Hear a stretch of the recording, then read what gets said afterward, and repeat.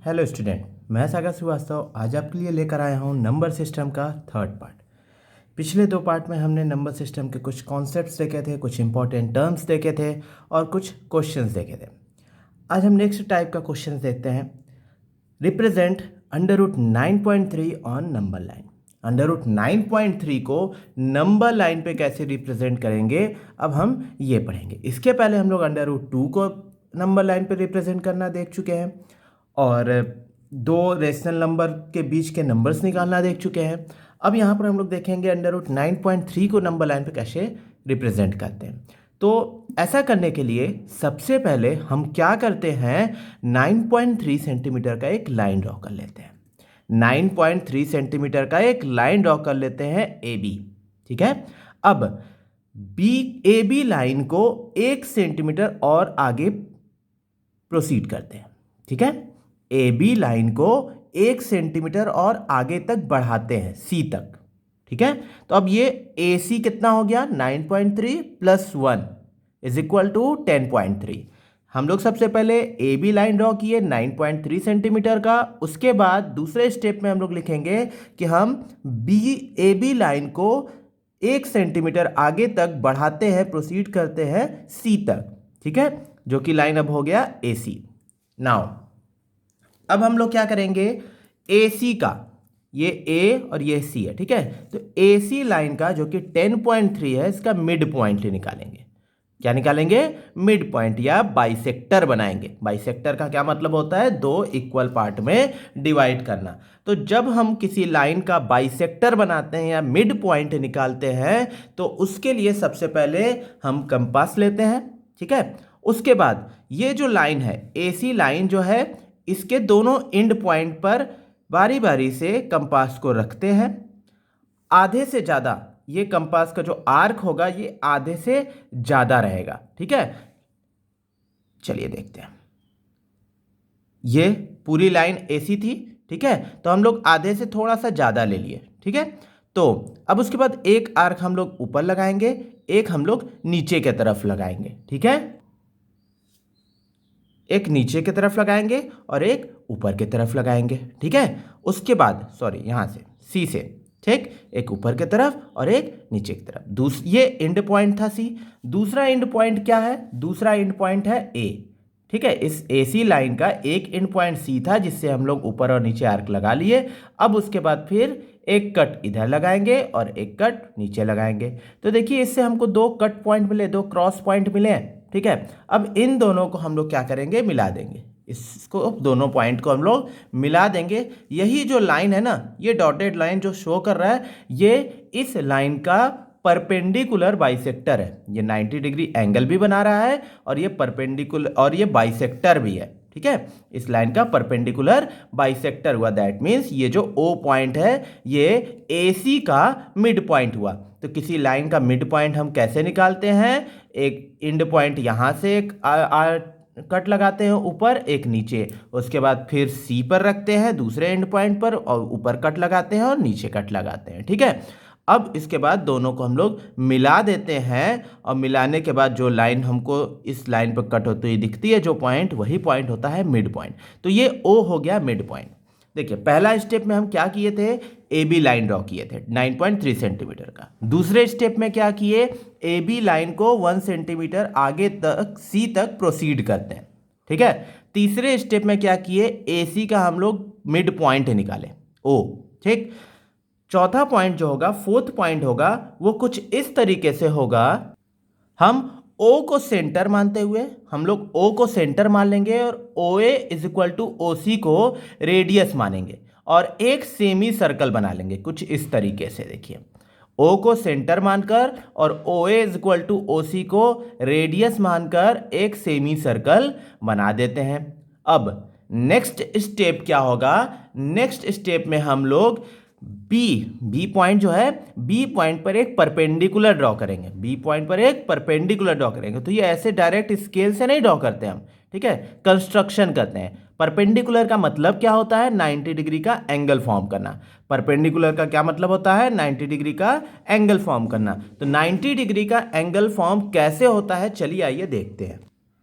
हम लोग बी पर बी को सेंटर मानते हुए एक सेमी सर्कल बनाएंगे, किसी भी आर्क का हो सकता है, ये बड़ा छोटा कितना भी हो सकता है, जरूरी नहीं है कि ये छोटा ही रहे या जरूरी नहीं कि बहुत बड़ा रहे, ठीक है, किसी भी आर्क का हम लोग ये कंपास ले सकते हैं। उसके बाद बी को सेंटर मानकर एक सेमी सर्कल बनाते हैं। अब जितने आर्क से हम सेमी सर्कल बनाए हैं, अब इसको डिस्टर्ब नहीं करना है। विदाउट डिस्टर्बिंग कंपास हम लोग यहाँ पर जो लाइन, जो सेमी सर्कल जहाँ पर लाइन पे कट किया है ना, यहाँ पर कंपास रखते हैं और एक कट सेमी सर्कल पे लगा देते हैं। उसके बाद नेक्स्ट फिर यहाँ पर रखते हैं और एक कट इस पे लगा देते हैं सेमी सर्कल पे और एक ऊपर लगा देते हैं, ठीक है। उसके बाद क्या करते हैं, यहाँ पर रखेंगे, ठीक, और उसके बाद फिर यहाँ रखने के बाद एक कट फिर ऊपर लगा देंगे।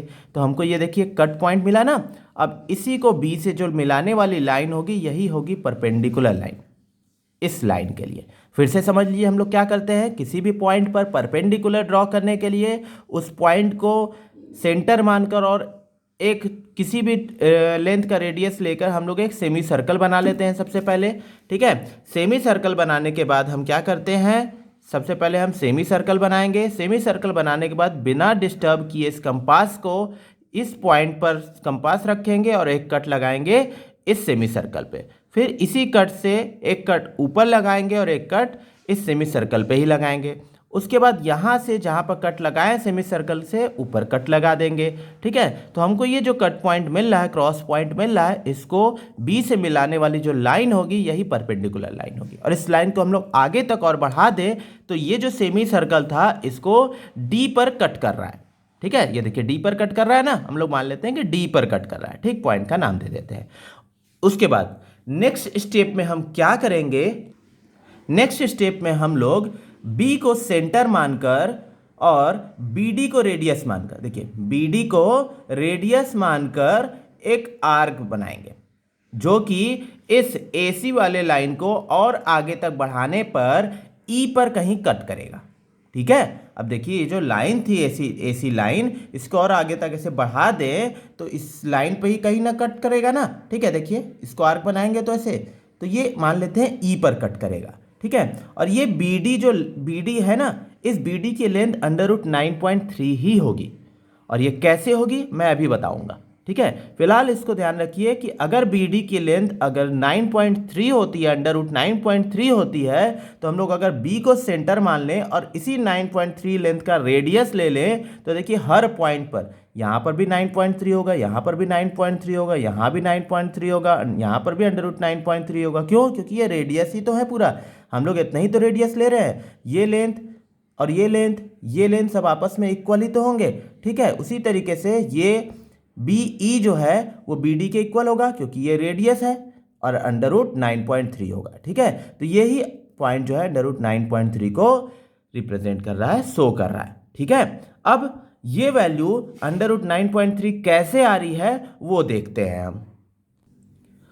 हम O से D को ज्वाइन कर देते हैं, O से D को ज्वाइन कर देते हैं, ठीक है।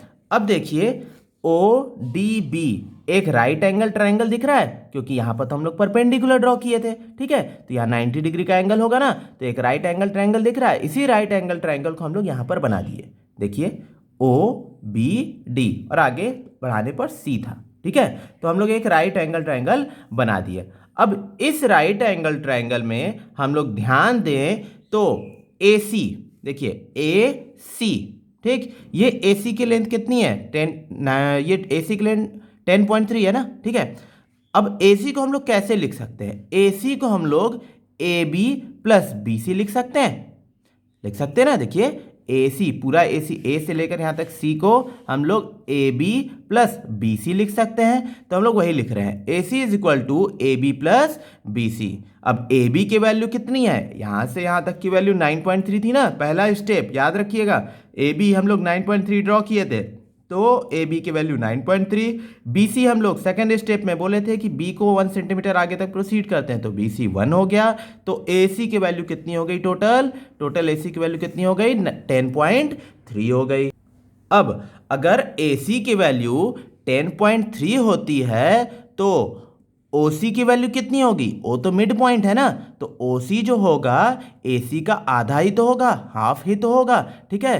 तो OC is equal to AC/2 होगा, ठीक है। तो OC is equal to AC की वैल्यू 10.3/2, दैट मीन्स 5.15। तो हमको OC की वैल्यू मिल गई, O से लेकर C तक की वैल्यू मिल गई 5.15, जबकि हमको BC की वैल्यू पता है कि BC कितना है, 1 है, ठीक है। तो OB कितना हो जाएगा, OC में से BC को सब्ट्रैक्ट कर दें, OB कितना होगा, OC माइनस BC। OC 5.15 है, BC हमारा 1 है, तो OB की वैल्यू हो गई 4.15। अब इस राइट एंगल ट्रायंगल में जो हमारा बेस था OB, उसकी वैल्यू हो गई 4.15।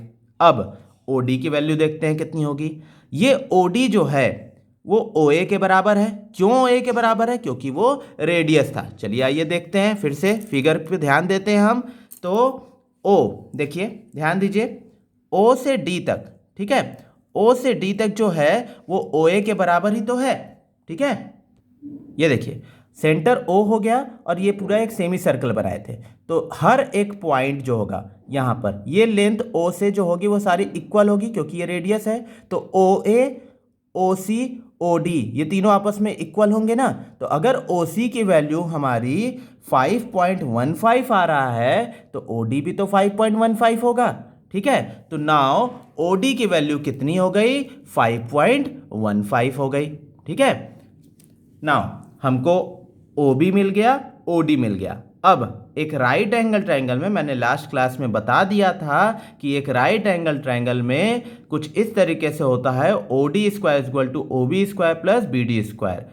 लॉन्गेस्ट साइड का स्क्वायर बाकी दोनों साइड के स्क्वायर के सम के बराबर होता है। दैट मीन्स यहां से हम लोग देखेंगे BD square is equal to OD square minus OB square, और BD की वैल्यू जब भी स्क्वायर दूसरे तरफ जाता है तो स्क्वायर रूट बन जाता है, OD square minus OB square. OD की वैल्यू 5.15 है और OB की वैल्यू 4.15 है। दोनों के स्क्वायर का सब्ट्रैक्शन करेंगे तो हमारा √9.3 आ जाएगा BD की वैल्यू। तो इस तरीके से हमारा BD की वैल्यू √9.3 आई थी, और ये √9.3 आया था तो हम लोग B को सेंटर मानकर और BD को रेडियस मानकर जब आर्क लगाए थे तो BE भी √9.3 ही होगा, और E जो है वो √9.3 को रिप्रेजेंट कर रहा है, ठीक है। समझ में आ गया। चलिए अब आगे देखते हैं।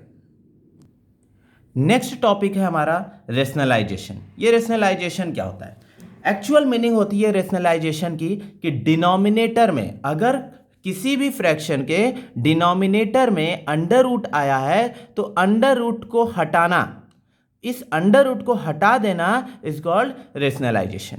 उसी प्रोसेस को हम रेशनलाइजेशन कहते हैं, the process in which fraction, जो भी फ्रैक्शन है उसका डिनोमिनेटर अगर अंडर रूट में आ जाए तो इस अंडर रूट को हम लोग अगर हटा दें तो उस पूरे प्रोसेस को हम लोग रेशनलाइजेशन कहते हैं, ठीक है। तो जैसे एग्जांपल देखते हैं, यहाँ पर 1/√2 है, तो यहाँ से अंडर रूट को कैसे हटा सकते हैं, इसी √2 से ऊपर और नीचे न्यूमरेटर और डिनोमिनेटर में मल्टीप्लाई कर देंगे तो ये √2 हट जाएगा। तो देखिए मल्टीप्लाई सेम नंबर से करते हैं तो कोई फर्क नहीं पड़ता है, वापस इन दोनों को कट के दिए तो ये नंबर हट जाएगा, वापस 1/√2 ही आएगा। तो हम लोग सेम नंबर से मल्टीप्लाई कर सकते हैं न्यूमरेटर और डिनोमिनेटर में, ठीक है।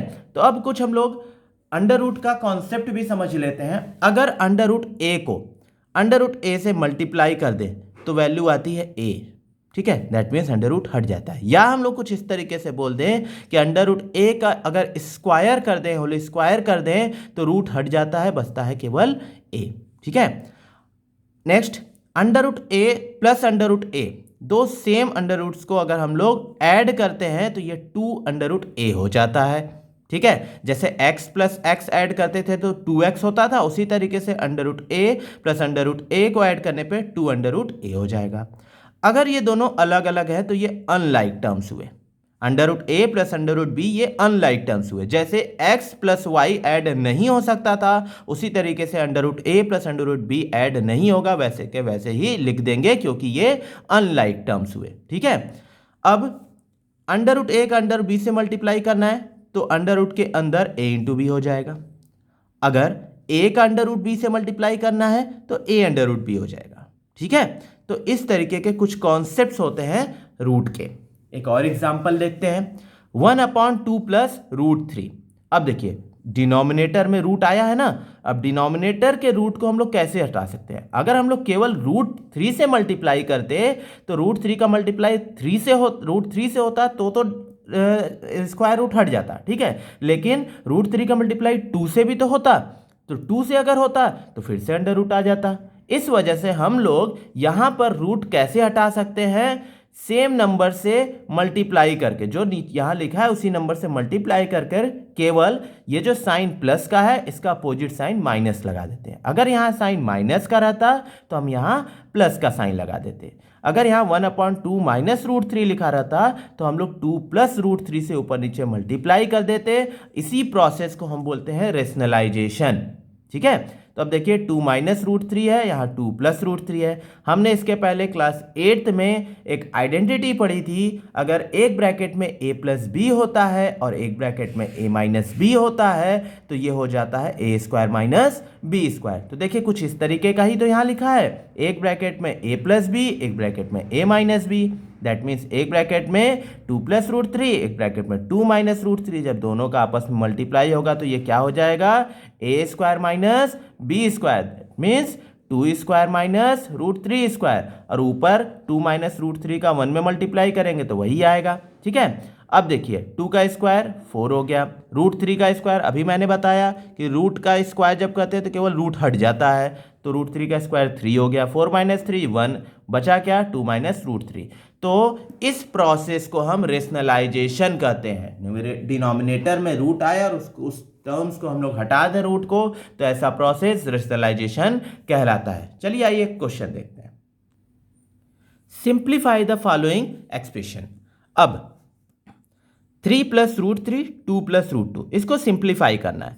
तो इसको कैसे हम लोग सिंप्लीफाई करेंगे? जैसे x प्लस 2 और y प्लस 3 इसको मल्टीप्लाई करना होता था तो जैसे करते थे उसी तरीके से यहाँ भी करेंगे। देखिए 3 का मल्टीप्लाई 3 में करते हैं, 2 में, ठीक है, सॉरी 2 में करते हैं, फिर इसी 3 का मल्टीप्लाई रूट 2 में करते हैं, फिर उसके बाद रूट 3 का मल्टीप्लाई 2 में करते हैं, देन रूट 3 का मल्टीप्लाई रूट 2 में करते हैं। बारी बारी से सबका मल्टीप्लाई सब में होगा। अब देखिए जब 3 का मल्टीप्लाई 2 में किए तो 6 आ गया, फिर इस 3 का मल्टीप्लाई रूट 2 में करेंगे तो मैंने पहले ही बताया था कि रूट का मल्टीप्लाई जब बिना रूट वाले नंबर से होता है तो केवल ऐसे लिख देते हैं 3 रूट 2।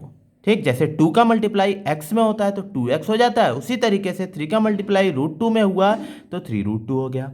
फिर रूट 3 का मल्टीप्लाई 2 में किए तो भी 2 रूट 3 ही हुआ।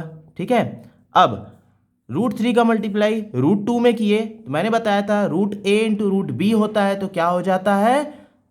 रूट में a into b, that means under root में 3 इंटू 2 6। तो ये हमारा आंसर हो गया। अब इसके बाद ये सॉल्व नहीं होगा क्योंकि यहाँ पर कोई भी लाइक टर्म्स नहीं है। अगर यहाँ पर 3 रूट 2 है, यहाँ भी 3 रूट 2 होता तो हम लोग इसको ऐड कर सकते थे, पर ये रूट 2 है और ये रूट 3 है, दैट मीन्स ये x है और ये y है, तो ये लाइक टर्म्स नहीं हुए, इस वजह से ये ऐड नहीं होगा। ठीक है, तो इस तरीके से हम लोग सिंप्लीफाई करते हैं अंडर रूट के क्वेश्चन को। चलिए अब ये सेम टाइप के ही क्वेश्चन है, ये आप लोग खुद से करेंगे। इसके बाद हम लोग पढ़ेंगे कुछ लॉ ऑफ एक्सपोनेंट के बारे में। कुछ लॉ एक्सपोनेंट देखिए, सबसे पहले समझिए एक्सपोनेंट होता क्या है। कुछ इस तरीके से a के पावर में m लिखा हुआ है। ठीक है, यहां पर a जो है वो बेस है, m जो है वो पावर है, इसी को हम एक्सपोनेंट कहते हैं। इस पूरे को क्या कहते हैं? एक्सपोनेंट कहते हैं। अब इसके कुछ रूल्स होते हैं। क्या रूल्स होते हैं चलिए देखते हैं। अगर a के पावर में m है और इंटू a के पावर में n है, मतलब क्या हुआ इसका कि अगर बेस सेम है और पावर डिफरेंट है और दोनों में मल्टीप्लाई हो रहा है तो पावर क्या हो जाता है? सेम बेस के ऊपर पावर ऐड हो जाता है, दैट मीन्स a के पावर m प्लस n हो जाएगा। ठीक है, अगर बेस सेम है, पावर डिफरेंट है और डिवाइड हो रहा है तो पावर आपस में सब्ट्रैक्ट हो जाएगा। ठीक है, सेम बेस के ऊपर पावर सब्ट्रैक्ट हो जाएगा। जब सेम बेस पे मल्टीप्लाई हो रहा था तो पावर ऐड हो जा रहा था, सेम बेस पे अगर डिवाइड हो रहा है तो पावर सब्ट्रैक्ट हो जा रहा है। ठीक है, अब अगर बेस डिफरेंट हो, ए के पावर में m इंटू बी के पावर में m। अगर बेस डिफरेंट हो लेकिन पावर सेम हो तो हम लोग क्या करते हैं, बेस का आपस में मल्टीप्लाई करते हैं, होल के पावर में जो पावर यहाँ पर सेम पावर था वही पावर लगा देते हैं। सेम एज उसी तरीके से डिवाइड में भी होगा। अगर अलग अलग बेस हैं, डिफरेंट बेस हैं, पावर सेम और डिवाइड हो रहा है तो दोनों बेस को आपस में डिवाइड करके होल के ऊपर पावर लगा देते हैं। ठीक है, नेक्स्ट रूल देखते हैं क्या है। अगर किसी भी नंबर के पावर में 0 है तो उसकी वैल्यू 1 हो जाती है। ठीक है, नेक्स्ट किसी भी नंबर के पावर में अगर माइनस है तो वो रेसिप्रोकल हो जाता है। रेसिप्रोकल का मतलब क्या, ए का रेसिप्रोकल 1/a। ठीक है, ए के पावर -1 है तो ये हो जाएगा 1/a। ठीक है, अगर ए के पावर में -m है तो ये हो जाएगा 1/a के पावर में m। या तो अगर 1/a के पावर में -m है तो ये a के पावर में m हो जाएगा। फाइनली हम देख क्या रहे हैं कि अगर पावर माइनस में है तो माइनस साइन हटाने के लिए हम लोग उसका रेसिप्रोकल कर देते हैं। अगर ऊपर है तो इसको डिनोमिनेटर में ले आते हैं, अगर डिनोमिनेटर में है तो उसको न्यूमरेटर में ले आते हैं। ठीक है, नेक्स्ट लास्ट है आपका, अगर पावर के ऊपर पावर लगा हो। देखिए, ए के पावर में m, होल के पावर में n। अगर पावर के ऊपर पावर लगा हो तो पावर क्या हो जाता है, आपस में मल्टीप्लाई हो जाता है, तो a के पावर में mn हो जाएगा। ठीक है, तो ये हमारा एक्सपोनेंट्स के कुछ लॉ थे। अब एक क्वेश्चन देख लेते हैं और हमारा ये चैप्टर खत्म हो जाएगा। सिंप्लीफाई 64 के पावर में 1/2 या 32 के पावर 1/5। तो इस तरीके के क्वेश्चन को हम लोग कैसे सॉल्व करते हैं, चलिए देखते हैं। हम लोग जब भी किसी भी नंबर के पावर है और हमको सिंप्लीफाई करना है तो हमेशा जो बेस है ना, इसका प्राइम फैक्टराइजेशन निकाल लेते हैं। ठीक, अब ये प्राइम फैक्टराइजेशन कैसे निकलता है, सिंपली एलसीएम मेथड से। जब एलसीएम इसका निकालेंगे, देखिए 2 × 2 × 2 × 2 × 2 × 2, दैट मीन्स प्राइम नंबर के मल्टीप्लाई में निकल रहा है। 2 प्राइम नंबर है ना, तो देखिए इस तरीके से, इसी को बोलते हैं प्राइम फैक्टराइजेशन। तो हमेशा बेस का प्राइम फैक्टराइजेशन कर लेते हैं। अब हम लोग क्या करेंगे, देखिए पेयर बनाया, अगर ध्यान दें तो ये 2 का पेयर बनाते हैं। 2 2 को एक साथ लेते हैं, इस 2 2 को एक साथ लेते हैं, इस 2 2 का एक साथ लेते हैं। ठीक है, तो हम लोग क्या लिख सकते हैं, या हम लोग कुछ इस तरीके से भी लिख सकते थे कि देखिए जितनी बार 2 आ रहा है ना, 2 1 2 3 4 5 6 टाइम आ रहा है ना, तो हम लोग इसको 2 के पावर में 6 लिख सकते हैं। ठीक है, तो इसको हम क्या लिख सकते हैं, 2 के पावर में 6 लिख सकते हैं। ठीक, अब पावर के ऊपर पावर लगा है, मैंने अभी आपको बताया ना रूल में कि पावर के ऊपर अगर पावर होता है तो पावर आपस में मल्टीप्लाई हो जाता है। तो इस तरीके से हमारा 6 1/2 में मल्टीप्लाई होगा, 2 से 6 को कट करेंगे 3 आ जाएगा, 2 के पावर 3। 2 के पावर 3 का मतलब ये हुआ कि 2 को 3 बार मल्टीप्लाई करना, 2 × 2 × 2, दैट मीन्स क्या आ गया, 8 आ गया। तो ये एक सिंपल मेथड होता है। या तो हम लोग ऐसे भी कर सकते थे, 64 जो है वो 8 का स्क्वायर होता है, 8 का स्क्वायर लिख दिए इसको हम लोग, फिर पावर के ऊपर पावर है, पावर के ऊपर पावर जब रहता है तो पावर आपस में मल्टीप्लाई हो जाता है, 2 × 1/2, जहाँ 2 2 से कैंसिल हो जाएगा और बचेगा 8। ठीक है, तो ये थोड़ा इजी मेथड है। ठीक है, बेसिक मेथड है कि हम लोग सबसे पहले जो बेस है इसका प्राइम फैक्टराइजेशन कर लेते हैं। देखिए अब 2 जितनी बार है 2 के पावर में लिख दिए, 2 के पावर में 6 हो गया।